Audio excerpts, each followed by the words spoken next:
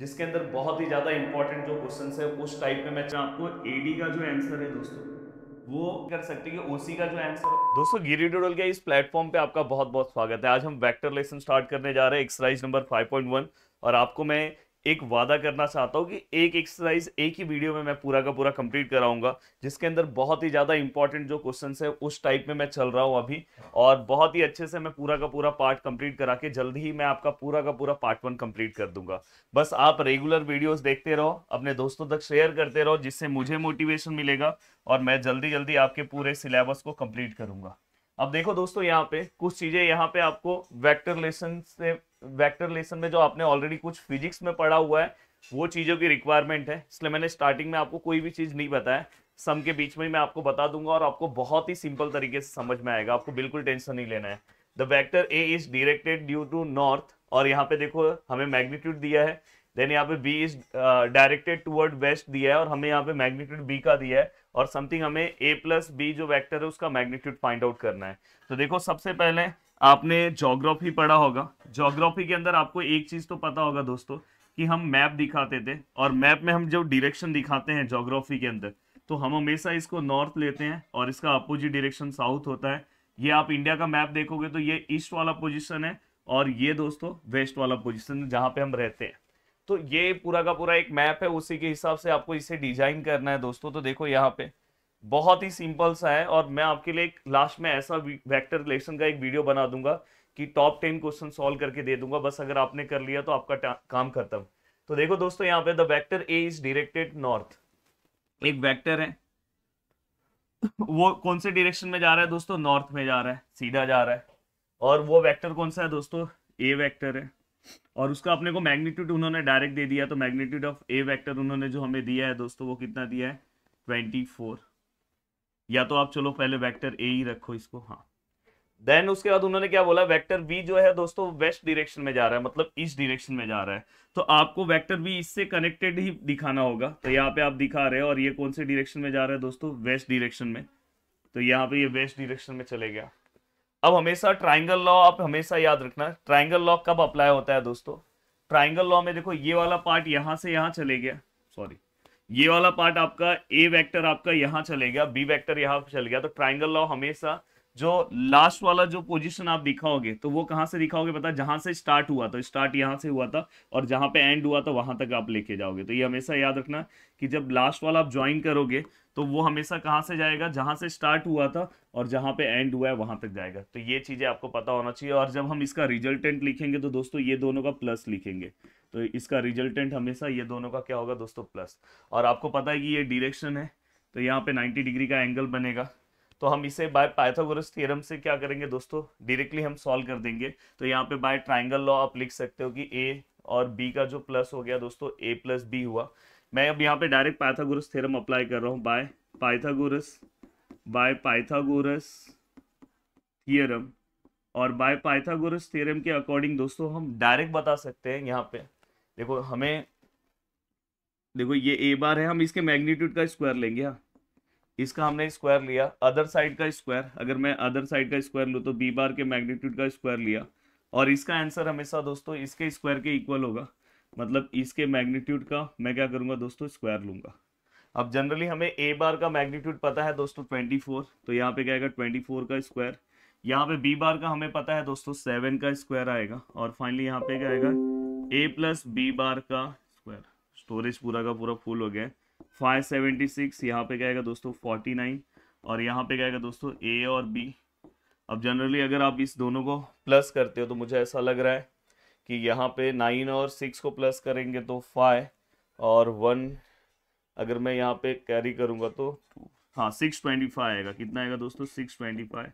और यहाँ पे ए प्लस बी। अब सेम जैसा आप मैथ्स सॉल्व करते हो, कुछ भी अलग नहीं करना है। यहाँ पे आपको क्या करना है दोस्तों? देखो ये अंडर रूट यहाँ पे आएगा 625, वहाँ का स्क्वायर, या तो आप squaring square root on both side, taking square root on both side, ऐसे भी लिख सकते हो। तो फाइनली इसका आंसर कितना है दोस्तों? 25। तो डायरेक्टली हमें इसका पूरे मैग्नीट्यूड का आंसर हमें मिल गया। तो आपने बहुत ही इजी तरीके से आपने इसका आंसर निकाल लिया।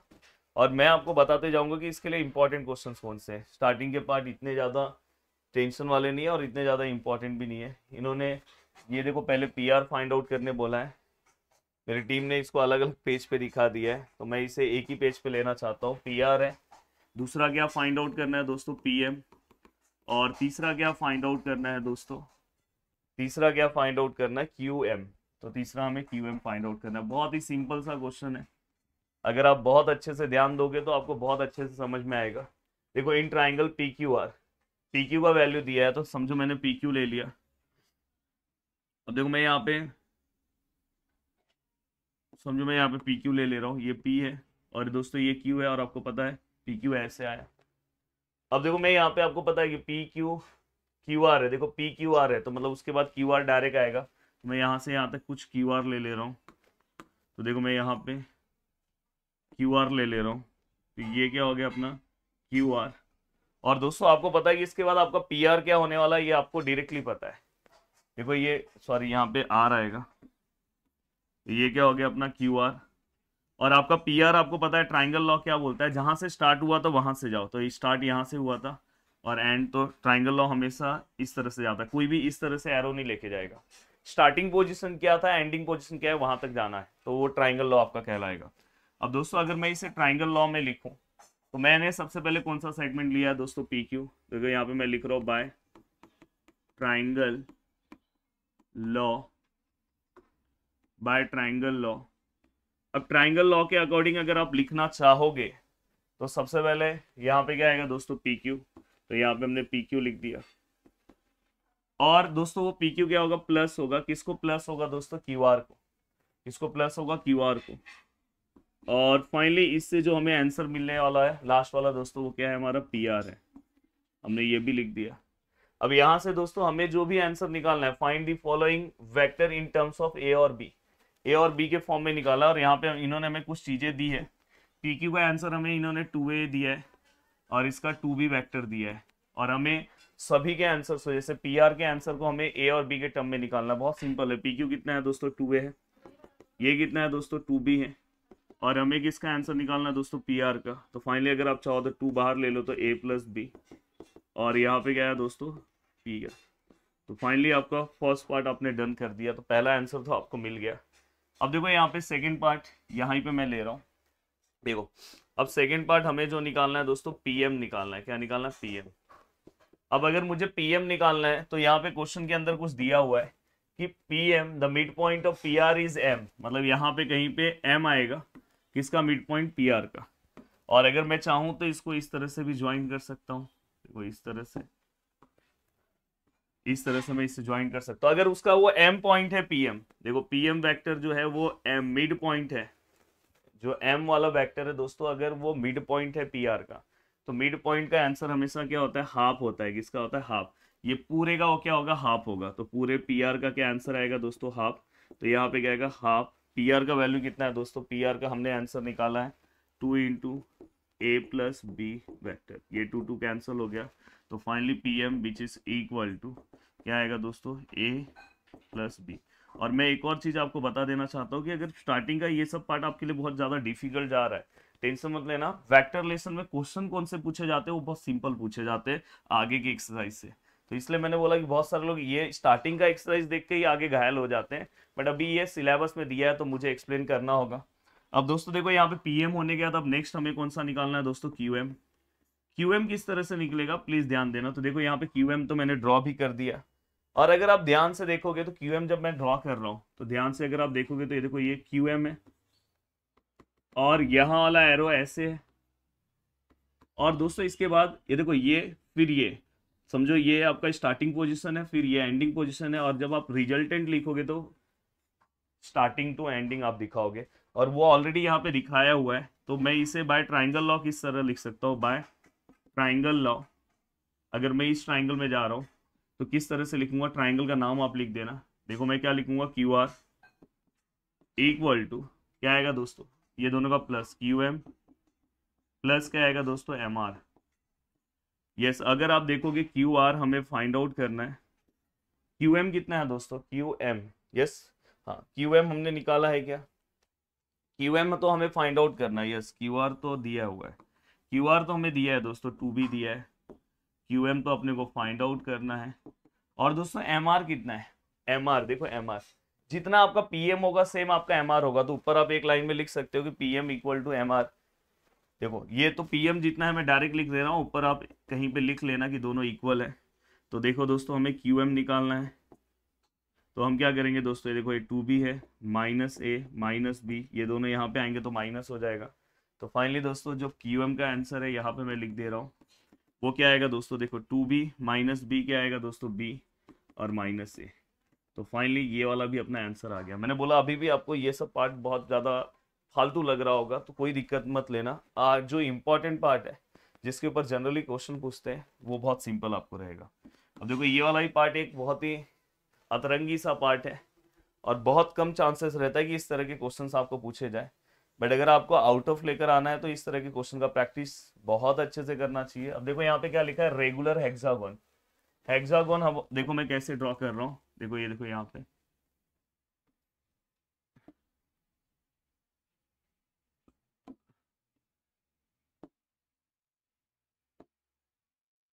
देखो हमने यहाँ पे रेगुलर हेक्सागोन ड्रॉ कर दिया। टोटल अगर आप काउंट करोगे तो यहाँ पे 6 साइड है और रेगुलर मतलब उसके सभी साइड सेम है।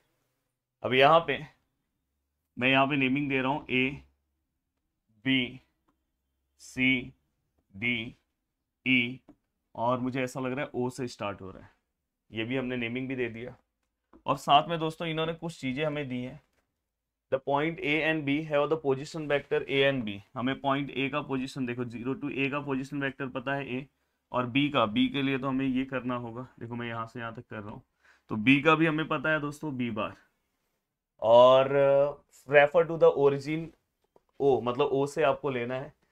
Find the A bar and B bar the position vector of C, मतलब अपने को देखो क्या क्या फाइंड आउट करना है, C वाले का फाइंड आउट करना है, फिर अपने को D वाले का फाइंड आउट करना है, और दोस्तों इसके बाद E वाले का फाइंड आउट करना है। तो मतलब हमें इनडायरेक्टली 2 का दिया है और A और B के टर्म में ये और ये फाइंड आउट करना है। बिल्कुल भी टेंशन मत लेना, बहुत आसानी के साथ आप सॉल्व कर सकते हो। सबसे पहले जो आपको दिया है पहले आप वो सॉल्व करने की कोशिश करो। अब देखो यहाँ पे इन्होंने, मैं क्या करूंगा, सबसे पहले ये AB का आंसर निकालने की कोशिश करूंगा। AB का आंसर क्या आएगा, तो देखो अगर मैं ध्यान से देखूँ तो अभी मैं ये वाला अगर ट्राइंगल लूँ, अब यहाँ पे मुझे कोई भी मार्किंग नहीं दिया है कि कौन सा कहाँ पे डायरेक्शन जा रहा है, तो मैं मेरे मन से ले सकता हूँ। देखो मैं इसको ले रहा हूँ एरो, इसको मतलब ये एरो गया, फिर ये एरो गया और इसको मैं फाइनल ले रहा हूँ। तो यहाँ पे O है, यहाँ पे A है और यहाँ पे B है, आप कैसे भी ले सकते हो। अब यहाँ पे देखो मैं ट्राइंगल का नाम लिख रहा हूँ, इन ट्राइंगल, ट्राइंगल का नाम क्या है दोस्तों, OAB। अगर मैं इस ट्राइंगल का नाम लिखूँ OAB, तो आप अगर ध्यान से देखोगे तो यहाँ पे क्या आएगा दोस्तों, और मैं बोल रहा हूँ कि ये सब टाइप से ज्यादा इंपॉर्टेंट आगे के क्वेश्चन है, बट अभी सिलेबस में है तो हमें कराना होगा। अब देखो यहाँ पे OA प्लस AB, देखो ये वाला और ये फाइनल है, फाइनल वाला क्या है OB। यहाँ पे क्या लिखोगे, बाय ट्राइंगल लॉ। OA का कितना आंसर है दोस्तों, A बार। AB का आंसर नहीं पता है और OB का कितना है दोस्तों, B bar. Then A bar which is equal to क्या आएगा दोस्तों, B माइनस A। तो फाइनली हमने पहला आंसर तो निकाल लिया और ये आंसर भी अपने को मिल गया। ये क्या मिला, B माइनस A। और ये जो आंसर होगा हमेशा याद रखना, ये वाला आंसर उसके सामने वाला आंसर सेम होगा, तो हमेशा इसके पैरेलल वाले साइड को ये आंसर सेम होगा। मतलब AB का जो आंसर है, AB का जो आंसर है वो किसको इक्वल होगा दोस्तों, ED को, और सेम B माइनस A वहां पे भी रहेगा। एक और चीज ध्यान रखना कि अगर सपोज जैसे ये रेगुलर हेक्सागोन है, देखो यहाँ पे से एक लाइन गया, यहाँ पे से गया, यहाँ पे से भी गया और एक यहाँ पे से भी आएगा। तो अगर आप ध्यान से देखोगे तो ये जो OC है, ये वाला पॉइंट OC को 2 पार्ट में डिवाइड कर रहा है, 2 पार्ट।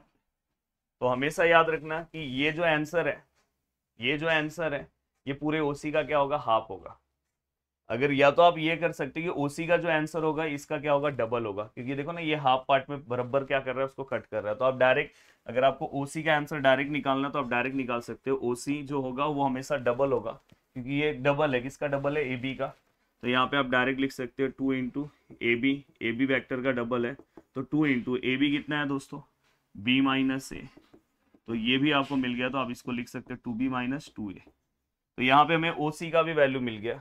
अब आपको डायरेक्टली क्या करना है पता है, इस वाले ट्राइंगल में आना है। मैं इसको गैप कर रहा हूँ, देखो इस वाले ट्राइंगल में मैं आ रहा हूँ। देखो अगर किसको कंफ्यूजन हो रहा है तो मैं एरो एक ही कंसिडर कर रहा हूँ, देखो एक ही साइड एरो है, बस ये वाला एरो आप ऊपर साइड कंसिडर करो, बाकी सभी के एरोज में ऐसे ही कंसिडर करने वाला हूँ, और ये वाला भी आप ऐसे ही लो। अब यहाँ से देखो ध्यान से, अगर आप देखोगे, देखो ये वाला पार्ट, देखो ये वाला पार्ट ऐसा एरो है, ये वाला पार्ट ऐसा एरो है, और ये रिजल्टेंट मैच हो रहा है। अगर जिनको कुछ नहीं समझ में आ रहा, वो एरो एक ही साइड में दिखा है, कोई दिक्कत नहीं है, और आप कैसे भी एरो ले सकते हो, बस आपका आंसर आने से मतलब है, और आंसर आएगा ही आपका।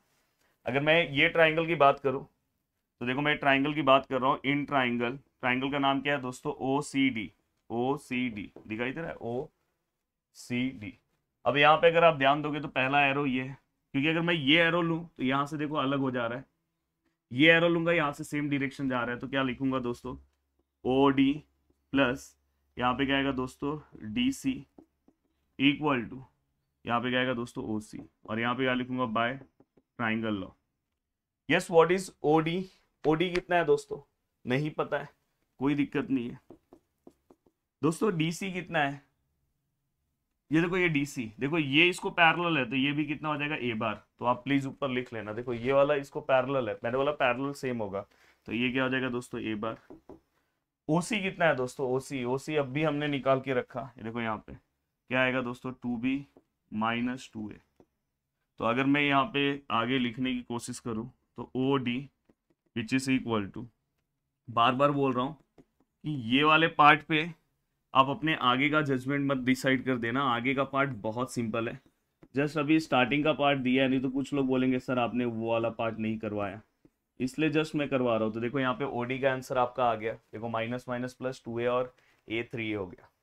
अब ये OD होने के बाद दोस्तों अब नेक्स्ट आपको अब क्या निकालना है दोस्तों, देखो D वाला हो गया, दिखाई दे रहा है, ये D वाला पार्ट हमने कर दिया है, C वाला भी पार्ट कर दिया, OC मतलब C वाला ही पार्ट कर दिया। अब क्या बचा है दोस्तों, E वाला पार्ट बचा है, E वाला आपको इस ट्राइंगल में आना होगा, तो देखो इन ट्राइंगल OED।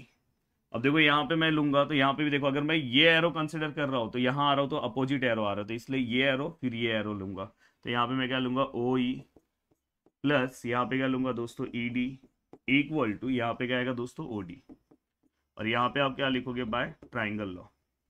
OE कितना है दोस्तों, यस फाइंड आउट करना है दोस्तों, OE अपने को फाइंड आउट करना है।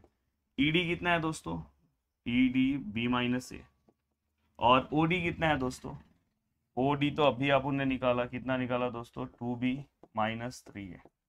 अब अगर मैं इसे लिखने की कोशिश करूँ तो OE which is equal to, देखो यहाँ पे 2b है, यहाँ पे माइनस 3a है, यहाँ पे माइनस b है, और यहाँ पे प्लस a है, ये दोनों वहाँ पे जाएंगे तो साइन चेंज हो जाएगा। तो फाइनली दोस्तों OE का जो आंसर आएगा दोस्तों, ये देखो ये इसमें से ये गया तो ये क्या आएगा, B, और ये माइनस प्लस माइनस 3 में से ये गया तो क्या आएगा दोस्तों, 2a sign of greater number. तो ये भी आपका यहाँ पे आ गया। तो लगभग आपने सभी आंसर्स क्या कर लिया दोस्तों, फाइंड आउट कर लिया। बहुत ही सिंपल तरीके से सभी चीज़ों को मैंने एक्सप्लेन किया। ये सेम क्वेश्चन है, अगर आप इसका नॉर्मल सॉल्यूशन देखोगे तो भी आप समझ जाओगे। तो प्लीज़ ये एक इंपॉर्टेंट क्वेश्चन है, मतलब इतना ज़्यादा इंपॉर्टेंट नहीं है, बट आपको सॉल्व करना चाहिए, सेम है। अब देखो भाई, ये क्वेश्चन भी बहुत सिंपल सा क्वेश्चन है। यहाँ पे अगर आप ध्यान से देखोगे तो check whether the something something vectors form a triangle और नो नॉट। तो देखो भाई, पहले वाले को आप A बार ले लो, 2i plus 2j plus 3k। दूसरे वाले को आप B बार ले लो, क्या है दोस्तों, माइनस 3i प्लस 3j और प्लस 2k। और तीसरे वाले को आप दोस्तों C बार ले लो, क्या आएगा, 3i, यहाँ पे क्या आएगा दोस्तों, 4k। आपने सब ले लिया।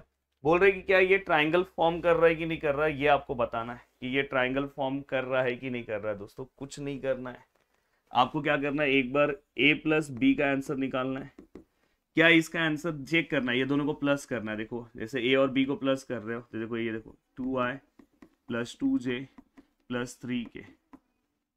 अब यहाँ पे प्लस, यहाँ पे अगर आप देखोगे तो यहाँ पे क्या आएगा, माइनस 3i प्लस 3j, अब minus 3i plus 3j plus 2। अब दोस्तों देखो ये 2i plus 2j plus 3k ये प्लस माइनस -3 आए, 3j + 2k। हाँ, यहाँ पे साइन सेम ही रहेगा, अगर ये माइनस होता तो साइन चेंज होता। अब देखो इसमें से इसको करोगे तो क्या आएगा, माइनस आए, इसमें से इसको करोगे तो क्या आएगा दोस्तों, 5j, इसको इसको करोगे तो क्या आएगा दोस्तों, 5k। तो फाइनली ए और बी को सॉल्व करने के बाद क्या आपका आंसर सी आया? चेक कर लो, नहीं आया। तो दोस्तों ए और बी को जब मैंने सॉल्व प्लस किया तो मेरा आंसर सी नहीं आया। फिर आप दूसरा कंडीशन ये चेक कर लो, ए और बी के बाद ए और सी को चेक कर लो। ए और सी को चेक करने के बाद आपका आंसर बी आ रहा है क्या? नहीं आएगा, आप चेक करना। और तीसरा कंडीशन आप ये चेक कर लो, बी और सी को चेक कर लो, क्या उसके बाद जो बचा हुआ ए आपका आंसर आ रहा है क्या? नहीं आएगा यहाँ पे भी। और देयरफॉर द फॉलोइंग जो भी दिया हुआ है vectors are not form triangle, ऐसे आप वहां पे लिख सकते हो। तो ये वाला आपको सॉल्व करना है। ये देखो ये बहुत ही सिंपल सा क्वेश्चन है, मतलब इसके बारे में तो जितना सिंपल बोलो उतना सिंपल है। सबसे पहले आपको क्या करना है, express C D in terms of A और बी। और आगे इसमें और क्वेश्चन था, इन्होंने लगता है आगे का क्वेश्चन कट नहीं किया है, इसमें कुछ मैग्नीट्यूड का और क्वेश्चन था दोस्तों, वो मैं क्वेश्चन देख लेता हूँ। हाँ, इन्होंने देखो नेक्स्ट पेज पे डाल दिया। एक्चुअली ये इसी का क्वेश्चन है, एक्चुअली ये वाला क्वेश्चन 7th वाला क्वेश्चन उसी का है। चलो मैं यहाँ पे दिखा दे रहा हूँ। तो देखो आपको क्या करना है, यहाँ पे सेम वही ट्राइंगल रूल अप्लाई करना है। आपको सी और डी को एक्सप्रेस करना है, सी और डी को आपको एक्सप्रेस करना है दोस्तों किसके टर्म्स में, ए और बी के। तो देखो आप पहले, सबसे पहले ना मैं ये वाला पार्ट ले रहा हूँ, देखो बाजू वाला। देखो यहाँ पे क्या है दोस्तों, P है, यहाँ पे क्या है दोस्तों, S है, यहाँ पे क्या है दोस्तों, Q है। यहाँ पे देखो ये एरो ऐसा है, यहाँ पे ये एरो ऐसा है, और यहाँ पे ये एरो ऐसा है। ये क्या हो गया, A बार, ये क्या हो गया दोस्तों, C बार, और ये क्या हो गया दोस्तों, D बार। अब अगर आप ध्यान से देखोगे तो यहाँ पे अगर आप ट्राइंगल लॉ अप्लाई कर रहे हो, आपके मन, आप बोलोगे सर मुझे समझता नहीं है कैसे ट्राइंगल लॉ अप्लाई करना है। आप यहाँ से आओ, देखो आप यहाँ से आ रहे हो, एरो मिला, फिर आप यहाँ से जब जा रहे हो तो एरो अपोजिट हो जा रहा है, तो गलत ट्राइंगल लॉ यहाँ से नहीं अप्लाई होगा। फिर यहाँ से आओ, देखो एरो मिला, यहाँ से देखो सेम डायरेक्शन में एरो मिल रहा है, तो 2 एरो मैच होना चाहिए और तीसरा एरो जस्ट अपोजिट होना चाहिए। तो यहाँ पे अगर देखो मैं लिख रहा हूँ इन ट्राइंगल, ट्राइंगल का नाम क्या है दोस्तों, PSQ। और यहाँ पे क्या लिखोगे, बाय ट्राइंगल लॉ। और अगर आप ट्राइंगल लॉ यहाँ पे अप्लाई कर रहे हो तो दोस्तों क्या आएगा, सबसे पहले जो अपोजिट एरो कौन सा था, PQ, वो हमेशा किसका प्लस होगा, PS का, और किसका प्लस होगा दोस्तों, SQ का। PQ कितना है दोस्तों, आपको पता है A बार है, PS कितना है दोस्तों, C बार है, और SQ कितना है दोस्तों, -D बार है। तो फाइनली यहाँ पे A बार, यहाँ पे C -D बार। तो ये अपने को पहला इक्वेशन मिला। एक डायग्राम हम बाजू वाले से ले सकते हैं, देखो बाजू वाला भी एक ट्राइंगल है, और बाजू वाला ट्राइंगल इस तरह कुछ है, ऐसे एरो है, ऐसे एरो है, ऐसे एरो है। यहाँ पे P है, यहाँ पे S है, और यहाँ पे R है। अब यहाँ पे अगर आप ध्यान से देखोगे तो ये क्या है दोस्तों, D, ये क्या है दोस्तों, B, और ये क्या है दोस्तों, C।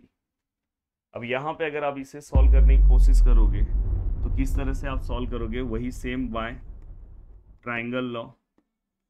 देखो सबसे पहले मैं यहाँ से स्टार्ट कर रहा हूँ, तो ये एरो अपोजिट आ रहा है यहाँ से, हाँ मुझे यहाँ से जाना होगा। तो देखो ये एरो सेम डायरेक्शन है, अपोजिट है, तो आप पहले PR ले लो। PR इक्वल टू, यहाँ पे क्या आएगा दोस्तों, PS प्लस यहाँ पे क्या आएगा दोस्तों, SR। PR कितना है दोस्तों, PR B बार है, PS कितना है दोस्तों, C बार है, और SR कितना है दोस्तों, D बार है। तो यहाँ पे क्या आएगा दोस्तों, अगर आप देखो ये वाले पार्ट को भी आपने रखा, और ये इक्वेशन नंबर 2 दे रहा हूँ, इसे इक्वेशन नंबर 1 दे रहा हूँ, और आपको क्या करना है, दोनों को प्लस करना है।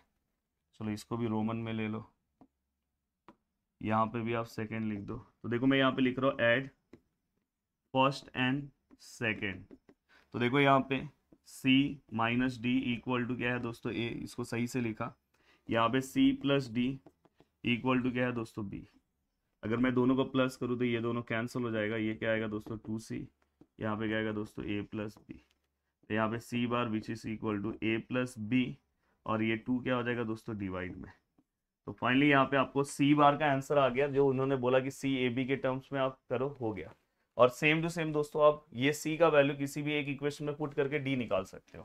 तो देखो मैं अगर समझो मैं यहाँ पे पुट कर रहा हूँ, पुट C इन इक्वेशन, किसमें पुट कर दूं, सेकेंड वाले में। तो देखो सेकेंड वाले में जैसे ही करूंगा तो ये B बार है, ये क्या है दोस्तों, सी की जगह पे क्या पुट करूंगा, सी का वैल्यू देखो इसमें पुट कर रहा हूँ। सी का वैल्यू क्या है, ए प्लस बी अपॉन 2। और दोस्तों यहाँ पे क्या है, प्लस डी बार। तो यहाँ पे क्या आएगा दोस्तों, बी बार। यहाँ पे क्या आएगा, ए बाय 2 लिख रहा हूँ। यहाँ पे क्या आएगा दोस्तों, b/2। और यहाँ पे डी। हमें किसका वैल्यू निकालना है दोस्तों, हमें डी का निकालना है। तो देखो मैं यहाँ पे डी अकेला रख रहा हूँ, ये बी बार है, ये a/2 वहाँ पे जाएगा माइनस होगा, ये b/2 भी माइनस होगा, और फाइनली ये b में से b/2 मतलब यहाँ पे 1 है, -1/2 अगर आप करते हो 1 - 1/2 तो 2 - 1 मतलब 1/2 ही आंसर आता है। तो 1/2 आ रहा है मतलब b/2 आ रहा है, और -a/2 ऐसे ही रहेगा। तो ये फाइनली हमें डी का आंसर मिल गया। तो इस तरह से आपने ये क्वेश्चन सॉल्व कर दिया। और इसी क्वेश्चन में सेम पार्ट आपको नेक्स्ट दिया हुआ है, जो उन्होंने अलग से दिखाया है, पर ये सेम क्वेश्चन है। आपको क्या, find the vector in the direction of something has magnitude 7। बहुत सिंपल है यार। देखो इसका आंसर निकालना तो आप ये मल्टीप्लाई करो जो भी मैग्नीट्यूड है, और ये वेक्टर लिखो, और नीचे दोस्तों उस वेक्टर का मैग्नीट्यूड लिखो। तो ये इनडायरेक्टली यूनिट वेक्टर होता है, वेक्टर अपॉन इट्स मैग्नीट्यूड। तो अगर आप देखोगे यहाँ पे तो देखो 7 है, यहाँ पे भाई वेक्टर क्या है, i-2j। और यहाँ पे उसी का अगर आप मैग्नीट्यूड लोगे तो देखो i के आगे कुछ नहीं तो 1 का स्क्वायर, j के आगे क्या है -2 का स्क्वायर, और k है ही नहीं। तो फाइनली ये 7 मल्टीप्लाई बाय ये सेम रहेगा i-2j, और ये 1 और ये +4। तो दोस्तों ये कितना हो जाएगा, 7 मल्टीप्लाई बाय ये i-2j है, और यहाँ पे √5 चाहिए तो आप दोनों को डिवाइड कर सकते हो, जो रखना है वैसे कर सकते हो। अब दोस्तों चलते हैं नेक्स्ट क्वेश्चन की ओर। भाई ये आंसर तो सबसे सिंपल आंसर है, और हो सकता है कि बोर्ड एग्जाम ये आंसर आपसे पूछे। देखो लिखना कैसे वो भी बता दे रहा हूँ। एक्स वाई प्लेन कभी भी अगर आपको दिया है, डिस्टेंस पूछा है एक्स वाई प्लेन से, तो भाई इसमें से मिसिंग कौन है, एक्स वाई जेड, तो जेड मिसिंग है। तो अब यहाँ पे क्या करोगे, जेड वाला पार्ट कौन सा है दोस्तों, इसमें से देखो ये पहला एक्स है, दूसरा वाई है, तीसरा जेड है। तो यहाँ पे आप क्या करोगे, 6 का स्क्वायर ले लोगे, और 6 का स्क्वायर देखो स्क्वायर और रूट कैंसिल हो जाएगा, या तो आप 36 लिख के फाइनली इसका आंसर 6 यूनिट्स लिख सकते हो। सेम ऐसे ही आपको वाई जेड प्लेन निकालना है। तो देखो भाई बहुत सिंपल है, कौन मिसिंग है दोस्तों, एक्स मिसिंग है, एक्स मतलब पहला वाला, तो उसको आप स्क्वायर फॉर्म में लिख दो। तो यहाँ पे अगर आप देखोगे तो 16, और आंसर कितना आएगा दोस्तों, 4 यूनिट। और सेम ऐसे ही आप ये वाला भी कर सकते हो। और अगर एक्सिस से पूछा है, जैसे ये देखो यहाँ पे एक्स एक्सिस से पूछा है, तो एक्स एक्सिस से मैंने बोला वेक्टर बहुत सिंपल है। एक्स एक्सिस से अगर आप देखोगे तो एक्स एक्सिस में मिसिंग कौन है, वाई और जेड। तो दोनों का स्क्वायर लेना होगा, वाई का स्क्वायर मतलब -2 का स्क्वायर, और जेड का मतलब 6 का स्क्वायर। तो -2 का स्क्वायर मतलब 4, 6 का स्क्वायर मतलब 36। तो फाइनली दोस्तों यहाँ पे 40 आएगा, जिसको हम लिख सकते हैं 4 × 10। और 4 का बाहर क्या आएगा दोस्तों, एक सेकेंड, हाँ 4 का बाहर क्या आएगा दोस्तों, 2, और √10 वैसे ही रहेगा। तो वैसे ही आप सेम वाई एक्सिस का निकालो, जेड एक्सिस का निकालो। जब एक्सिस रहेगा तो 2 का प्लस होता है, और ऐसे तो सिंगल का प्लस रहेगा। अब देखो भाई ये वाला क्वेश्चन बहुत सिंपल है। अब एक चीज याद रखना, जहां पे राइट ये दो चीजें आ रही है वहां पे प्लस आएगा, और जहां पे दोस्तों बिहाइंड आ रहा है वहां पे आपको क्या लेना है, माइनस। ये चीज आपको ध्यान रखना है। और जहां पे ये सब कुछ नहीं दिया है तो समझ जाना वहां पे कुछ 0 समथिंग आंसर कुछ आएगा। देखो 3 units behind the Y Z plane. तो देखो पहले वाले का आंसर, देखो यहाँ पे ये वाले का आंसर यहाँ पे मैं डायरेक्ट लिख रहा हूँ, 3 यूनिट बिहाइंड दी। इसका आपको क्या करना है, कोऑर्डिनेट्स फाइंड आउट करना है। तो भाई 3 यूनिट बिहाइंड है, बिहाइंड मतलब मैंने क्या बोल दिया, माइनस। तो आपका माइनस हो गया। अब सर यहाँ पे वाई जेड है, कौन मिसिंग है, एक्स मिसिंग है। तो यहाँ पे क्या है, एक्स इक्वल टू 3 यूनिट बोला है ना, तो 3 हो गया इसका इक्वेशन। इससे ज्यादा और क्या सिंपल होगा। 4 यूनिट राइट। तो भाई ये देखो ध्यान से, अब यहाँ पे आप देखो एक्स जेड है, कौन मिसिंग है, वाई। राइट आया मतलब प्लस है, और कितना है दोस्तों, 4 यूनिट है। हो गया ये भी काम खत्म। और अगर यहाँ पे आप देखोगे तो यहाँ पे क्या है, 5 यूनिट अबो बोला है। तो देखो भाई यहाँ पे कौन सा प्लेन है, एक्स वाई मतलब जेड मिसिंग है। और कौन सा यूनिट बोला है दोस्तों, 5 बोला है, 5 और अबो बोला है। तो हो गया। इससे ज्यादा सिंपल और कौन क्या करा सकता है आपके लिए, बोलो। इतना सिंपल सिंपल चीजें दी है, पढ़ोगे तो ही आएगा ना। ये वाला खुद से कर सकते हो। देखो यहाँ पे इन वाई जेड प्लेन, यहाँ पे कोई यूनिटी नहीं बोला है, तो आप डायरेक्ट क्या लिखो, कौन मिसिंग है, एक्स है, एक्स इक्वल टू 0 लिख दो। बाकी का ये दोनों आप खुद कर सकते हो। अब दोस्तों ये देखो, ये यहाँ पे इतना सिंपल है ये क्वेश्चन कि सोच नहीं सकते हो। Find the area of the triangle with vertices. तो देखो इसको इसको 2-3 मेथड से सॉल्व कर सकते हैं, पर अभी मैं आगे नहीं पहुंचा हूं, तो इसलिए आपको एक सिंपल जो मेथड है वही बता रहा हूँ। देखो ये ए दिया है, ये बी दिया है, ये सी दिया है, ये क्या है 1,1,0, ये क्या है 1,0,1, और ये क्या है दोस्तों, ये क्या है दोस्तों 0 है 1 है 1 है। हमें तीनों चीजें पता है। अब तीनों का डिस्टेंस निकाल लो, तीनों का डिस्टेंस निकाल लो। डिस्टेंस आपको निकालने आता है, जैसे डिस्टेंस ऑफ आप किसका निकाल लो, पहले ए बी का। ए बी का डिस्टेंस कैसे निकालोगे सर, फॉर्मूला नहीं आता, कोई दिक्कत नहीं है ना, पहले वाले में से पहले वाले को माइनस कर दो, तो यहाँ पे क्या आएगा 1 - 1 का स्क्वायर, प्लस दूसरे वाले में से दूसरे को माइनस करो 1 - 0 का स्क्वायर, और तीसरे वाले में से 0 - 1 का स्क्वायर। इनडायरेक्टली अगर आप इसे सॉल्व करोगे तो पहला वाला 0 आ जाएगा, तो लिख नहीं रहा हूँ, ये क्या आएगा 1, और ये भी क्या आएगा दोस्तों 0 - 1 -1 का स्क्वायर प्लस 1 आएगा, एंड देन फाइनली √2। तो डिस्टेंस ऑफ ए बी का आंसर कितना आया दोस्तों, √2। सेम आप वैसे ही सॉल्व करोगे तो बीसी का भी आपको सेम मिलेगा, सॉल्व करके देख लेना, और सेम टू सेम आपको दोस्तों एसी का भी मिलेगा। अब यहाँ पे अगर तीनों के डिस्टेंस सेम आ गए, तीनों का डिस्टेंस अगर दोस्तों, इसको आईजे के फॉर्म में भी सॉल्व कर सकते थे, तो आपको क्या निकालना है दोस्तों, एरिया निकालना है। तो देखो भाई, area of triangle A B C √3/4 into side का स्क्वायर। भाई ये सर ये फॉर्मूला क्यों यूज किया आपने, भाई ये तीनों के अगर डिस्टेंस सेम आया तो आपको एक लाइन लिखना चाहिए कि therefore the given triangle is an equilateral triangle, और आप डायरेक्टली इसका आंसर लिख सकते हो √3/4, साइड स्क्वायर जितना आया है दोस्तों √2 का स्क्वायर, तो दोस्तों ये क्या होगा √3/4, यहाँ पे 2 हो जाएगा, स्क्वायर और रूट कैंसिल, तो ये कितना हो जाएगा 2। तो फाइनली आप √3/2 इतना भी आप आंसर रख सकते हो स्क्वायर यूनिट, और या तो इसको आगे भी आपको सॉल्व करना तो आप कर सकते हो, या तो इतना भी रख सकते हो। अब दोस्तों यहाँ पे चलते हैं नेक्स्ट क्वेश्चन की ओर। भाई बहुत सिंपल सा क्वेश्चन है, ये सब क्वेश्चन आपको 1 मार्क्स में आने के चांसेस है। अब देखो यहाँ पे हमें ए बी दिया है, और हमें क्या बोला है दोस्तों, हमें बी वाला पॉइंट फाइंड आउट करना है। तो जब भी ए बी दिया होगा तो हमेशा याद रखना इसको हम b - a लिखते हैं। जैसे अगर समझो यहाँ पे पी क्यू है, तो आप इसको क्या लिखोगे, हमेशा याद रखना q - p। तो वैसे ही अगर समझो आर क्यू है तो q - r। अब यहाँ पे आपको जो भी पॉइंट दिया है, हमें ए पॉइंट दिया है, तो मैं उसको ए वेक्टर के फॉर्म में लिख सकता हूँ। ए वेक्टर क्या है हमारा i + 5j + 0k, और k नहीं लिखोगे तो भी चलेगा। तो यहाँ पे b वेक्टर है अपने पास, ए बी वेक्टर अपने पास डायरेक्ट है 2i - 4j + 7k, और b अपने को निकालना है, और a अपने पास है दोस्तों i + 5j, और 0k नहीं लिख रहा हूँ। अब दोस्तों देखो ये 2i है, ये 4j है + 7k है। आप चाहोगे ये b यहाँ पे रखो, ये देखो ये माइनस है ना, ये पूरा यहाँ पे लेकर आके प्लस लिख सकते हो आप डायरेक्ट, या तो आप माइनस अंदर मल्टीप्लाई करो, यहाँ आएगा तो प्लस ही होने वाला है, तो ये i भी प्लस हो जाएगा, ये 5j भी, ये देखो प्लस माइनस माइनस होके यहाँ पे आके प्लस हो जाएगा। अब क्या करना है दोस्तों, i वाला i के साथ प्लस करो तो 3i, j वाला j के साथ करो, देखो प्लस माइनस माइनस, 5 में से 4 गए 1, तो 1j sign of greater number plus and 7k। अब यहाँ पे दोस्तों ये किसका आंसर है, आपका बी का। और फाइनली आपको अगर बी के टर्मिनल पॉइंट लिखने हैं तो आप डायरेक्टली लिख सकते हो दोस्तों, देखो 3 आएगा, 1 आएगा, 7 आएगा, हो गया आपका।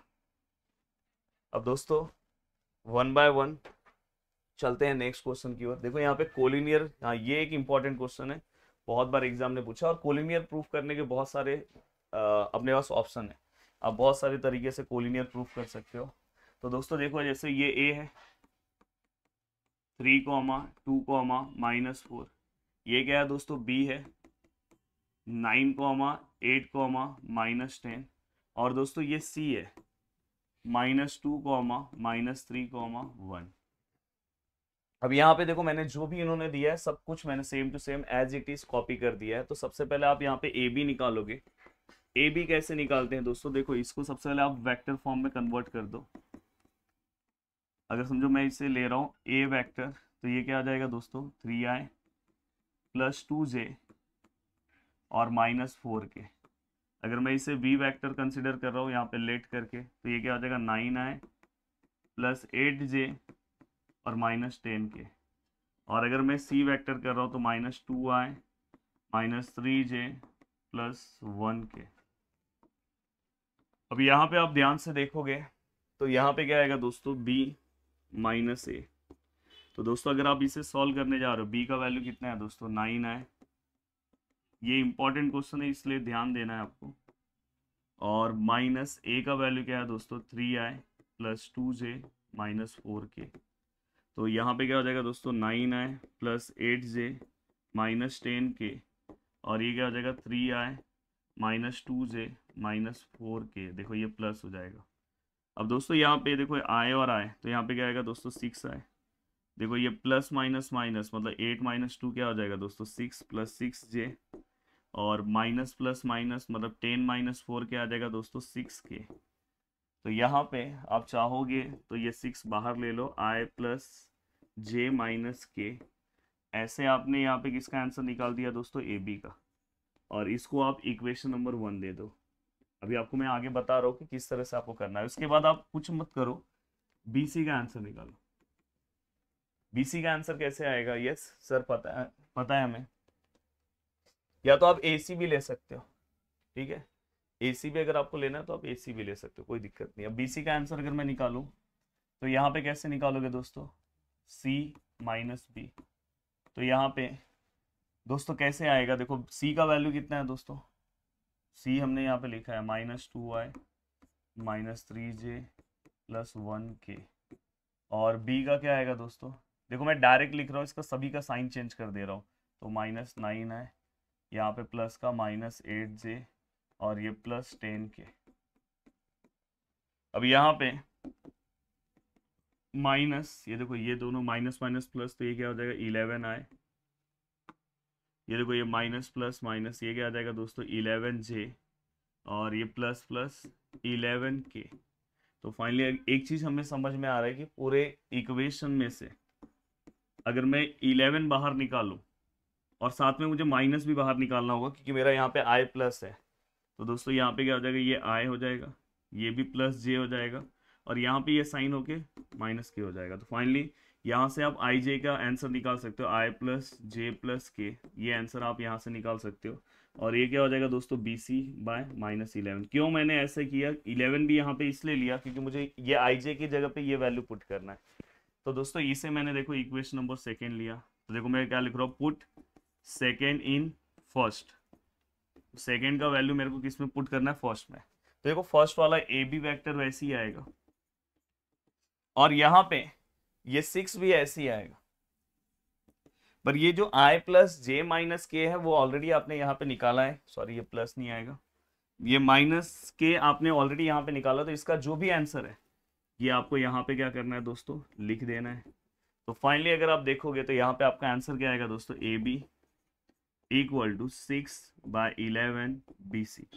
और कभी भी अगर दोस्तों कोई भी एक वेक्टर दूसरे वेक्टर का स्केलर मल्टीपल होगा, इसको हम स्केलर मल्टीपल बोलते हैं। कोई भी नंबर्स आए, कभी कभी नंबर्स नहीं आता तो समझ जाओ वहां पे 1 है, तो हम बोल सकते हैं therefore the given vectors are collinear. तो ये बोल देना therefore the A B parallel to B C and therefore the given vector. या ऐसे पहले लिखोगे कि A B is scalar multiple of B C vector and A B is collinear to B C and parallel to B C and therefore A B C are collinear points. तो इस तरह से आपको एक और question cover करना है। तो ये बहुत ही इंपॉर्टेंट क्वेश्चन है दोस्तों, भूलना मत। अब देखो ये बहुत ही ज़्यादा इंपॉर्टेंट है, इवन एमएसटी सीटी में भी पूछा गया है। तो ये भाई ये वाला भी करके जाना। कभी भी अगर कोई भी वेक्टर कोलिनियर है, जैसे इन्होंने पहला वेक्टर लिखा है कोलिनियर है, कौन सा 2i -3k एंड दोस्तों दूसरा है 4i 5j plus 6k are collinear. इन्होंने क्या लिख दिया है दोस्तों, कोलिनियर। अगर कोलिनियर इन्होंने लिखा है तो इससे ये पता चल रहा है कि इसका जो भी यहाँ पे देखो i के आगे जो भी वैल्यूज है वो प्रोपोर्शनल रहेगा। ये i वाला वैल्यूज इसके i के साथ प्रोपोर्शनल रहेगा डिवाइड में। j वाला वैल्यू -q, इसके आगे कौन सा है -5। और दोस्तों यहाँ पे k वाला वैल्यू 3 किसको प्रोपोर्शनल रहेगा, 6 को। अब फाइनली अगर आप देखोगे तो ये माइनस माइनस कैंसिल, एक्चुअली हमें क्यू ही चाहिए, तो देखो मैं इसमें से कोई भी दो वैल्यूज ले रहा हूँ। देखो ये 2/4 है और ये q/5 है, तो ये क्या हो जाएगा 1/2 और ये क्या हो जाएगा q/5। तो फाइनली ये 5 यहाँ पे आ जाएगा, तो 5/2 इक्वल टू क्या हो जाएगा दोस्तों q। तो यहाँ पे हमारा q का आंसर आ गया। तो ये आप बहुत ही फास्ट तरीके से आपने ये आंसर निकाला। अब देखो यहाँ पे ये वाला क्वेश्चन आपको सॉल्व करने के लिए मैं दे रहा हूँ, बहुत सिंपल सा क्वेश्चन है, करना कुछ नहीं है दोस्तों। जैसे यहाँ पे a है, यहाँ पे b है, यहाँ पे c है, यहाँ पे d है, तो आपको क्या करना है, ab निकालना है, ac निकालना है और ad निकालना है। ये जो ad का आंसर है और ये कैसे निकालते हैं आपको सबको पता है, कैसे निकालते हैं, b माइनस ए, यहाँ पे क्या आएगा c माइनस ए और यहाँ पे क्या आएगा d माइनस ए। ये आपने जैसे ही निकाला, फिर आपको ad का जो आंसर है दोस्तों वो ab और ac के आंसर का स्केलर मल्टीपल के फॉर्म में आपको लिखना है। यहाँ पे देखो t1 ले लिया मैंने, t2 ले लिया, और यहाँ पे आप जो भी आंसर है आप यहाँ पे रखो, ये लिखो और दोनों को इक्वेट करो। इक्वेट करने के बाद आपको यहाँ पे t1 t2 के कुछ वैल्यूज मिलेंगे। अगर उसके वैल्यूज आपको यूनिक दिखाई दे रहे हैं, मतलब यहाँ पे t1 t2 यहाँ पे सभी वैल्यूज यहाँ पे आपको अगर सेम दिख रहे हैं तो आप कोप्लेनर बोलना। अगर वहाँ पे कुछ चेंजेस दिख रहा है इक्वेट करने के बाद तो आप वहाँ पे डायरेक्टली क्या लिखोगे, नॉन कोप्लेनर। तो प्लीज इसका आप सॉल्यूशन एक बार देख लेना। देखो इसके बाद वाला जो क्वेश्चन है ये भी बहुत जोरदार क्वेश्चन है, एक दो बार बोर्ड एग्जाम ने पूछा है और पर बहुत सिंपल है, पूरा का पूरा 11th वाला क्वेश्चन है। देखो सबसे पहले मैं इसको आर ले रहा हूँ। देखो लास्ट टाइम पे आपको इसी तरह से पढ़ना चाहिए, मुझे ऐसा लग रहा है। और देखो यहाँ पे लीनियर कॉम्बिनेशन ऑफ वेक्टर, जो पहला वाला वेक्टर दिया उसको आप ए ले लो, 2i + j - 4k, और दूसरा वाला है दोस्तों b बार, यहाँ पे क्या आएगा 2i - j और +3k, और दोस्तों यहाँ पे तीसरा वाला है c 3i j - 2k। आपने तीनों ले लिया। अब ये तीनों लेने के बाद आपने ये तीनों लिखा, इसके बाद आपको क्या करना है, लीनियर कॉम्बिनेशन लिखना है जो बहुत सिंपल सा है, x × a bar, y × b bar और z × c बार। ये आपने इस फॉर्म में लिखा। अब दोस्तों आपको क्या करना है, यहाँ पे देखो, यहाँ पे r का आप वैल्यू रखो, यहाँ पे x का ऐसे ही रहेगा, a का आप वैल्यू रखो, यहाँ पे y रहेगा, ये b का वैल्यू रखो, और यहाँ पे z रहेगा c का। और फाइनली दोस्तों यहाँ से ये पूरे का i के टर्म में वैल्यू निकालो, यहाँ पे पूरे का j के टर्म में वैल्यू निकालो, और ये पूरे का k के टर्म में वैल्यू निकालो, और समथिंग यहाँ पे भी आपके पास i j k के टर्म में वैल्यूज है, दोनों से इक्वेट करो। और इक्वेट करने के बाद आपको यहाँ पे पहला इक्वेशन, दूसरा इक्वेशन, तीसरा इक्वेशन ऐसे मिलेगा। पहला इसके साथ जो भी वैल्यू है i के आगे यहाँ पे क्या है दोस्तों, -1 है, तो इसका आंसर -1 को इक्वल होगा, इसका आंसर -3 को इक्वल होगा, इसका आंसर 4 को इक्वल होगा। ये जैसे इक्वेट हुआ उसको आपको बाय क्रैमर्स रूल सॉल्व करना होगा। तो सबसे पहले आपको x निकालना है, क्रैमर्स रूल पूरा का पूरा, तो x आपको निकालना रहेगा। या तो सबसे पहले आप d निकालो, d कैसे निकालते हैं आपको पता है, पूरे इक्वेशन के इक्वल वाला पार्ट लेना, फिर आपको क्या करना है, dx निकालना है, फिर सेम आपको क्या निकालना है दोस्तों, dy निकालना है, और फिर आपको क्या निकालना है दोस्तों, dz निकालना है, क्योंकि बहुत बड़ा क्वेश्चन हो जाएगा। और अभी हमारा मार्किंग स्कीम में इतने बड़े क्वेश्चन के लिए कोई मार्क्स है नहीं, पर फिर भी दे सकते हो 4 मार्क्स में। और फिर इसके बाद दोस्तों आपको क्या करना है, यहाँ पे x का वैल्यू निकालना है dx/d, y का वैल्यू निकालना है dy/d, z का वैल्यू निकालना है dz/d, और ये पूरा होने के बाद x y z का वैल्यू यहाँ पे आपको पुट कर देना है, बस फाइनल इक्वेशन लिख के। तो इतने बड़े, मैं इस क्वेश्चन को इसलिए नहीं सॉल्व करा रहा हूँ कि इतना बड़ा मैंने पूरा बता दिया किस तरह सॉल्व करना, क्योंकि ऑलरेडी आपने पढ़ा है। और अगर इतना बड़ा क्वेश्चन दिया है उन्होंने, तो जनरली हमारे एग्जाम में आप पहले ये चेक करो कि आपका मार्किंग स्कीम कितने मार्क्स का है। पहले का मार्किंग स्कीम अलग रहता था, तो उसमें पूछा जाता था ये सब, तो आपको उस हिसाब से भी स्टडी करनी चाहिए, थोड़ा सा मार्क्स देख के फिर पढ़ना चाहिए। चलो मिलते हैं नेक्स्ट लेक्चर में, bye bye, take care. First ये कि वीडियो में पूरा का पूरा एक्सरसाइज सॉल्व करा दिया, अगर आप वीडियो देखोगे रोज तो सेकेंड एक्सरसाइज आ जाएगा, टोटल पूरे के पूरे एक्सरसाइज 4-5 दिन में कवर करा दूंगा। मिलते हैं नेक्स्ट लेक्चर में, बाय बाय, टेक केयर, जय हिंद दोस्तों।